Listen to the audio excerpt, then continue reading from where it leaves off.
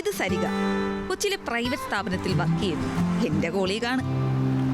എല്ലാവരും സീറ്റിലെത്തി വർക്കും തുടങ്ങി.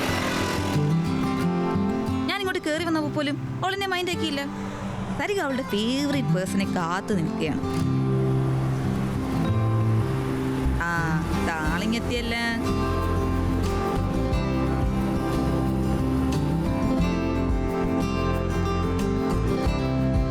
സരികയ്ക്ക് ഈ ചെക്കനെ പുൻപരിചയമൊന്നുമില്ല.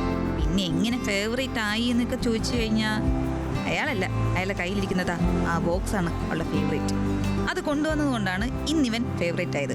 ഇന്നലെ വേറൊരുത്തനായിരുന്നു, നാളെ വേറൊരാളായിരിക്കും. ഓരോ ദിവസം ഓരോ ഫേവറേറ്റ് പേഴ്സൺ. എന്താല്ലേ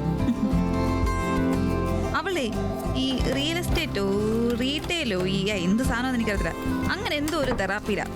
അതെന്താന്ന് അവളിപ്പോൾ വന്നിട്ട് പറയും. അടുത്ത പാക്കേജാ ഈ ആഴ്ചത്തെ? ഇത് എത്രാമത്തെ പാക്കേജ് ഇത്? എടാ ഇത് തുണി കഴുകുന്ന സോപ്പ് കുട്ടിയാ. ഉപയോഗം ഉണ്ടോന്നില്ലെന്നും നമുക്ക് അറിയത്തില്ല. കഴിഞ്ഞ ആഴ്ച ഒരു പരസ്യം കണ്ടത്, അപ്പോഴേ ഓർഡർ ചെയ്തു. എടി മാസാവസാനൊക്കെ നിന്റെ എങ്ങനെയാണ് ഇത്രയും പൈസ? ഇവിടെ മനുഷ്യൻ്റെ ഒരു ഷാമ്പു തീർന്നിട്ട് അത് മേടിക്കാൻ നിവർത്തി ഇല്ലാത്തതുകൊണ്ട് അതിനകത്ത് വെള്ളം ഒഴിച്ചാണ് ഉപയോഗിക്കുന്നത്. നിന്റെയൊക്കെ ലൈഫ് തന്നെ. എടാ ഇതൊക്കെ ക്രെഡിറ്റ് കാർഡിൽ പോയിക്കോളൂ. എൻ്റെ പൈസ ഉണ്ടായിട്ടാണ് മാസാവസാനം. ഇതൊക്കെ ശമ്പളം കിട്ടും അങ്ങ് കൊടുക്കും. കൊള്ളാം. നിന്റെ വീട്ടിൽ സ്വന്തമായിട്ട് വാഷിംഗ് മെഷീൻ ഉള്ളതല്ലേ? ആ നിനക്ക് എന്തിനാ ഈ സോപ്പ് കിട്ടി? ഇവിടെ എനിക്ക് ചിലപ്പോൾ കറണ്ട് ഇല്ലാത്തപ്പോൾ അല്ലാതെ തുണി കഴുകണമെന്ന് തോന്നിയാലോ ഇത് അതിനകത്ത് സോപ്പ് ഇട്ടിട്ട് ഇങ്ങനെ ഒരുക്കി. സൂപ്പർ.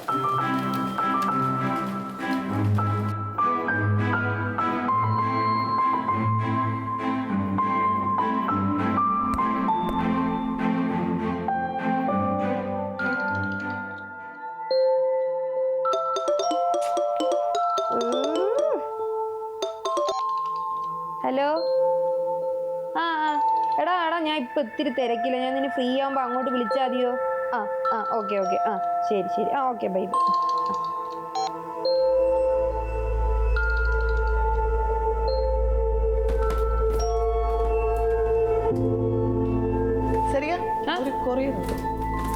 Thank you.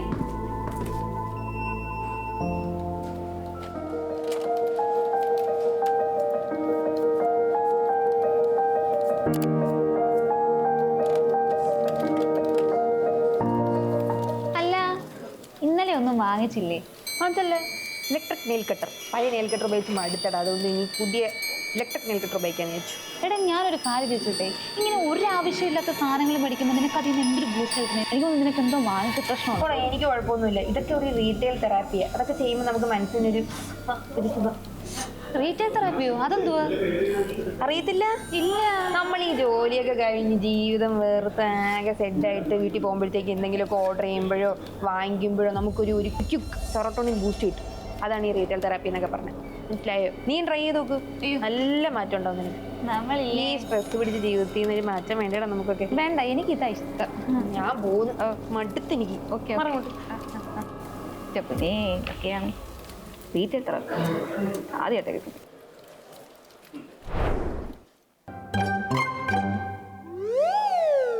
പർച്ചേസ് എല്ലാം കഴിഞ്ഞില്ലേ? Credit card bill, EMI, loan. Happy?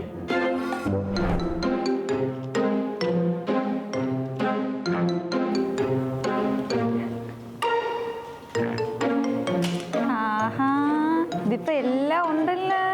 EMI, credit card, ലോണിന്റെ ബില്ല്. ഇനി ഇതൊക്കെ അടച്ച് തീരുമ്പോഴേക്കും നിന്റെ ജീവിതം പകുതിയാവുമല്ലോടെ.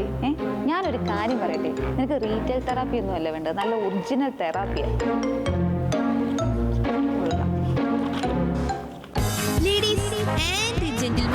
സാത്വികമായ ഒരു അവലോകനമാണ് ഞാൻ ഉദ്ദേശിക്കുന്നത്. ഏവനാള് കൊള്ളാം. എന്താ പേര്?